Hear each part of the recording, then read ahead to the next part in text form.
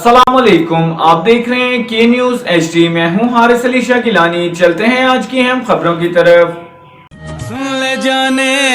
Quality product by Khadim's Milk Foods, Sahiwal. کروڑوں روپے کے فنڈز خرچ کرنے کے باوجود اہلیان ساہیوال گٹروں کے گندے پانی سے پریشان۔ علاقوں میں گٹروں کے گندے پانی نے لوگوں کا جینا حرام کر رکھا ہے۔ واسا ساہیوال کی نالائکی یا نا اہلی عارفالہ روڈ بالمقابل فرشتہ ورکشاپ عمران ٹاؤن میں بازار ساہیوال کی ویڈیو میں دیکھا جا سکتا ہے کس طرح گٹروں کا گندا پانی نکل کر جوہر کی شکل اختیار کر چکا ہے۔